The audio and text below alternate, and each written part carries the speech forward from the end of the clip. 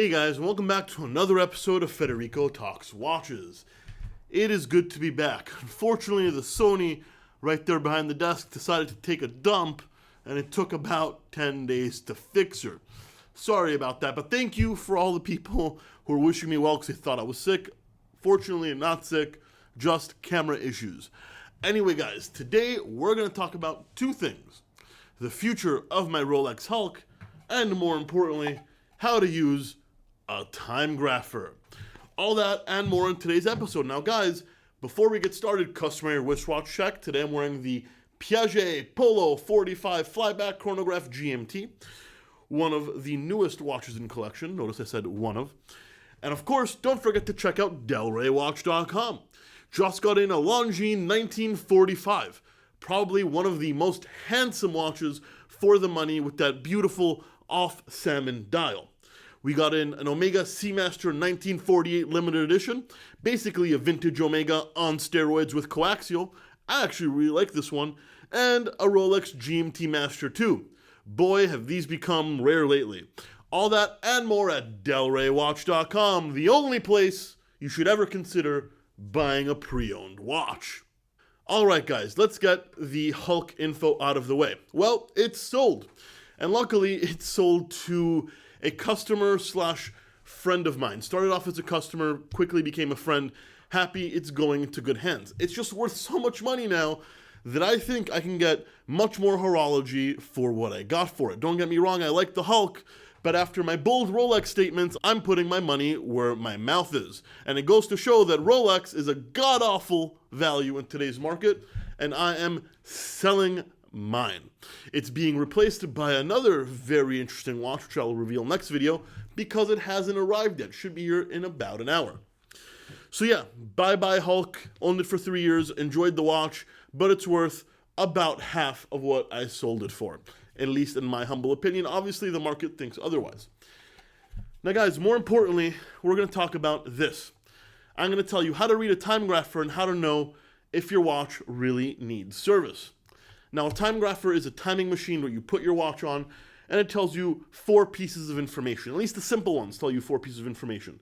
It tells you the rate, the amplitude, the beat error, and the parameters. Now guys, this machine is all you really need to tell you if a watch is running fast, slow, and if you should service it. Now first things first, when you turn this on, you want to set the parameters to 12 seconds. That means it takes a 12-second average of the measurements, because it's usually set to 5 seconds, and that can make the measurements very erratic. The readings aren't good. 20 seconds refreshes too slowly. I think 12 seconds is what me and my watchmaker Hans use. Now at rate, it tells you what the beat rate of the watch is. 28.8, 21.6, if it's a Zenith El Primero, 2600. Please note that some Omega coaxials do not work on all these Timegraphers. You need a Timegrapher that reads coaxial. This one does not. It's a cheap Chinese $100 Timegrapher, but the one over there in the watchmaking workshop is a Swiss Weiqi with a printer that reads coaxial. So that's the rate. Then there's the beat error. The beat error is measured in milliseconds, and it measures the time difference between the tick and the tock. You know, the pallet fork. Tick, tock, tick, tock. Beat error can affect the watch a little bit, but I don't really worry about it unless it's extremely high. Let's say if it's above 5. Now, obviously, that's a generalization. Then we have, I almost forgot to mention, it also tells you the timing, obviously, as a graph. How many seconds a day, fast or slow. Also important, but the only measurement that really matters to know if it needs service is amplitude. Amplitude is how far the balance wheel is moving. Obviously, 360 degrees is a full twist, but the balance wheel goes back and forth. It does not go 360 degrees. Now, 300 most times is considered ideal. Anything above 320 can be a little bit too erratic. That is rare, though. High amplitude is rare, but it does happen. Low amplitude means the balance is lazy, probably dry, probably needs service. And generally, now this is a generalization, guys. It depends on the watch, but I won't service a watch until probably the amplitude is like 230.